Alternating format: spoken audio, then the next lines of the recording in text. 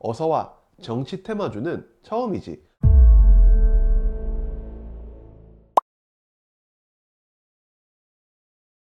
안녕하세요, 대원남자입니다. 다음 주를 준비를 해봐야 됩니다. 그 전에 한국에서 나오는 여러 가지 소음이 있습니다. 그리고 최근에 있었던 미국의 셧다운과 관련된 부분도 있었습니다. 지금은 임시 예산안이 통과가 되었지만 다음 주는 한국에 어떤 일이 있을지, 다음 주 시장을 어떻게 봐야 되는지 중점적으로 다음 주는 굉장히 중요한 한 주가 될 것 같아서 오늘 영상은 끝까지 함께 해주셨으면 좋겠습니다. 그러면 시작해 보겠습니다. 우리는 먼저 이 두 가지에 대해서 생각을 해봐야 됩니다. 시장의 경고를 신경을 써야 될지, 외국인의 보유만 신경을 써야 될지 말이죠. 실제로 뉴스 기사를 보면 환율에 대한 이야기, IMF 금융위기 이후에 세 번째 1,500원에 가까운 환율에 도달하고 있다는 이런 내용과 더불어서 IMF 때보다 힘들다. 그리고 역대 다섯 번째 1분기 추경이라는 안 좋은 뉴스와 시장의 경고가 나옵니다.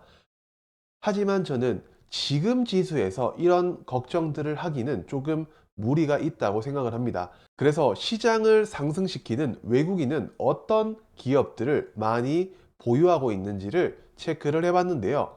그 중에서 대표적인 섹터를 꼽자면 배당주가 굉장히 눈에 띕니다. 그리고 삼성전자와 SK하이닉스를 많이 보유하고 있고, 그리고 코스닥에서는 특징적인 게 휴젤과 숲, 전 아프리카 TV를 지속적으로 보유량을 늘리거나 유지하고 있다는 것이 굉장히 의미가 있습니다. 그러면 우리가 흔히 아는 배당주 삼성전자와 SK하이닉스보다는 조금 특이한 휴젤이나 숲과 같은 이런 기업들이 왜 외국인들이 많이 보유하고 있는지 실적과 차트에 대한 부분을 보셔야 된다는 말씀을 드립니다. 그러면 우리는 다음 주 일정을 보면서 어떤 기업들이 부각을 받을 수 있는지 하나씩 살펴보겠습니다. 12월 23일 월요일에는 정치적인 이슈와 미국 나스닥 100 편입에 대한 부분을 체크를 하셔야 되는데요. 첫 번째는 헌법재판관의 인사청문회가 시작이 됩니다. 정치 테마주가 굉장히 난동을 부릴 것으로 예상이 되는데, 어서와 정치 테마주는 처음이지 라는 부분을 많은 투자자들이 이미 겪고 있을 것 같습니다. 첫 번째는 우원식 테마주로 뱅크웨어 글로벌, 두 번째는 한동훈 관련주로 오파스넷, 세 번째 이재명 관련주로 오리엔트 전공까지 어떤 기업들이 움직일지는 모르지만 우리는 체크를 해보고 있어야 됩니다. 두 번째는 퀀타 매트릭스가 알츠하이머 혈액 검사 제품 비급여 시장에 진입을 하게 됩니다. 그래서 실적에 대한 부분과 모멘텀, 이슈를 충분히 받을 수 있을 것 같아서 퀀타 매트릭스를 한번 보시면 좋겠습니다. 세 번째는 미국의 팔란티어, 나스닥 100 편입이 됩니다. 그래서 AI 관련주로는 AI 대장주격으로 움직였던 폴라리스 AI, 이스트 소프트를 체크하셔야 되고, AI 칩 관련주인 리노공업과 에이징랜드가 테마성으로 강하게 움직이고 있기 때문에 이 두 가지를 구분해서 보시면 좋겠습니다. 12월 24일은 일정이 없어서 12월 25일 크리스마스 일정을 보겠습니다. 중일 외교장관 회의를 우리는 체크를 해야 되는데 한국의 방산주가 흔들리고 있습니다. 그래서 지금은 탄핵의 상황에서 정부가 보증을 해줘야 되는 이 방산이라는 산업에 대한 불확실성이 있기 때문에 이 중일 외교장관 회의에서 한국 방산주가 흔들릴지를 체크를 해보셔야 되는데, 최근의 수급이 특이한 LIG 넥스원을 중점적으로 보시면서 하나에어로스페이스, 현대로템, 하나시스템 정도까지 체크를 해보시면 좋겠습니다. 그리고 두 번째는 하얼빈 영화가 개봉을 합니다. 26일에 오징어 게임 2가 공개되는 날이기도 하기 때문에 같이 이슈를 받을 가능성이 높습니다. 관련주로 테마성으로 대장격으로 움직이는 아티스트 스튜디오와 CJ E&M, 스튜디오 드래곤, 쇼박스, CJ E&M까지 체크를 해보시면 좋겠습니다. 세 번째는 공조본이 윤석열 대통령에게 2차 출석을 요구한 날입니다. 과연 참석을 할지는 잘 모르겠지만 관련주로 우원식 뱅크웨어 글로벌, 한동훈의 오파스넷, 이재명의 오리엔탈 전공까지 체크를 해보셨으면 합니다. 그리고 미국의 11월 신규 주택 매매가 0시에 발표가 되기 때문에 이 부분에 대해서 한국 시장 그리고 미국 시장에 대한 선물 관련 지표들을 보시면 좋겠습니다. 12월 26일 목요일에는 오징어 게임 2가 공개가 됩니다. 드디어 말이죠.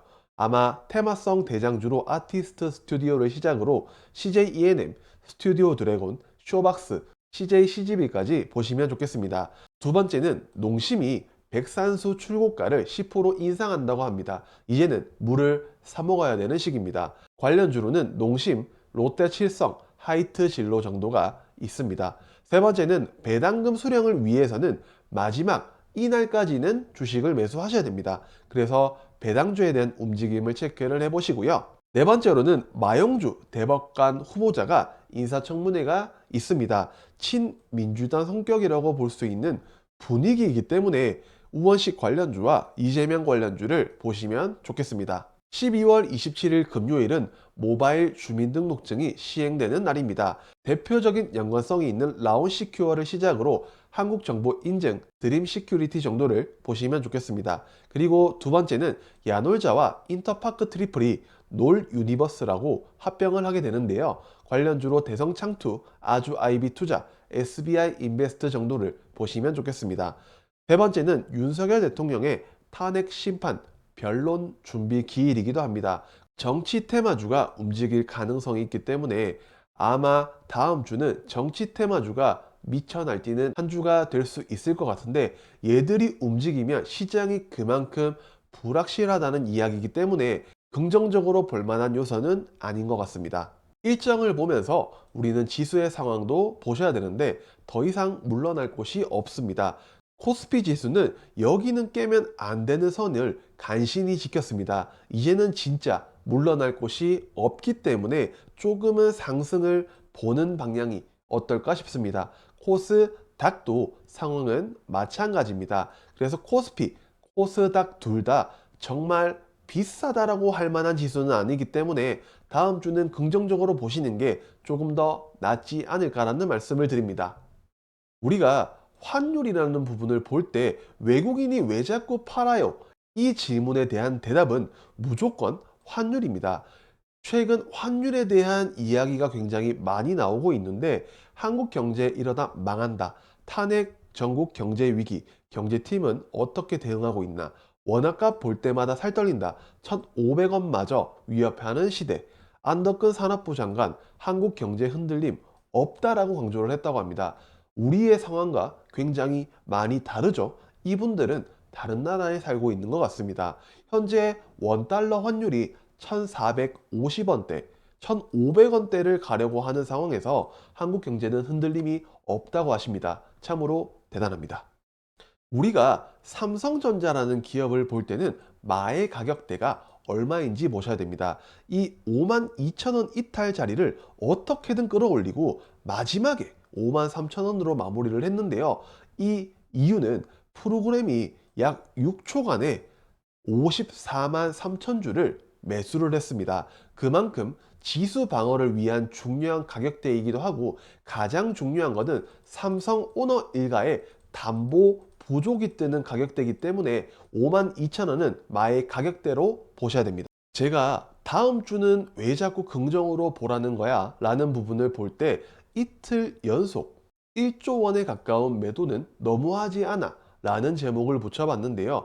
외국인이 실제로 판 거는 1조 2천억 원이고 프로그램 매도를 합하면 2조가 넘는, 훨씬 넘는 매도세가 나왔습니다. 그래서 최근에 이 기간을 보면 외국인은 2조가 넘는 매도를 했고요. 기관은 1조 3천억 가까이 매수를 했습니다. 연기금도 1조 6천억 가까운 매수를 했는데도 지수는 흘러내렸습니다. 그만큼 외국인의 매도세가 강했다는 거죠. 그리고 프로그램 매도도 한몫을 했다고 생각합니다. 투자자별 매매 동향을 보면 약 일주일 기간 동안에 시장을 올리는 주체인 외국인은 지속적으로 팔았고, 시장을 받쳐주는 주체인 연기금은 샀고, 눈치를 보는 기관, 금융투자가 우리는 다음 주에 어떤 방향성을 보일지 체크를 하셔야 됩니다. 왜냐하면 이 지표에 보면 기관은 최근 들어서 눈치를 슬슬 보면서 팔고 있습니다. 금투와 마찬가지로 말이죠. 그래서 이 두 개의 수급 주체가 다음 주 시장을 결정할 수 있을 것 같고, 이 두 주체가 사는 섹터와 종목에 따라서 우리는 다음 주에 힌트를 찾을 수 있을 것 같습니다. 이 종목으로 최근에는 시장을 바쳤습니다. 금요일에 하락을 할 때 시장을 바친 종목은 코스피는 삼성전자, 셀트리온, 기아, 네이버, HD 현대중공업과 같은 기업들로 지수를 바쳤습니다. 동시효과에 장난질인 줄 알았지만 끌어올린 종목은 삼성전자였고, 이 부분은 담보에 대한 부분이 굉장히 영향을 크게 가졌을 거라고 봅니다. 코스닥에서는 휴젤, 리노공업, 삼천당제약, 실리콘투와 같은 수출입 데이터 및 개별 이슈로 코스닥 지수를 그나마 받쳤기 때문에, 지수를 받친 것도 있지만 시장 대비 강했다라는 종목으로도 볼 수 있기 때문에, 다음 주 시장을 어떻게 이 기업들이 움직이냐도 가장 중요한 부분일 것 같습니다. 마지막으로 저는 다음 주에는 경제가 최악이라도 살아남을 수 있는 산업인 K컬처 액티브라는 ETF를 가지고 와봤는데요. 차트의 상황을 보면 아직까지는 상승 추세라고 하기는 힘듭니다만은, 한국이 글로벌리하게 강한 산업 K머시기, K문화 관련주인 엔터, 불닭볶음면, 화장품, 의료기기, 미용기기와 같은 이런 부분들이 아마 한국 경제가 최악이라도 살아남을 수 있는 우리가 투자할 만한 섹터, 기업이라고 생각되어 준비를 해봤습니다. 실적과 성장, 그리고 이익과 경쟁력까지 이 기업들이 가지고 있는 고유한 특성들이 있기 때문에 한국 시장이 크게 흔들려도 이 섹터는 흔들리지 않을 것 같습니다. 특히나 지금처럼 우리가 불확실한 상황 속에서 투자할 수 있는 안전한 기업들이 될 것 같아서 준비를 해봤습니다. 정말 저번 주는 극도로 힘들었습니다. 다음 주는 조금 긍정적인 부분을 기대해 보면서 오늘 영상은 여기서 마무리하도록 하고요. 저는 다음 영상에서 뵙도록 하겠습니다. 안녕.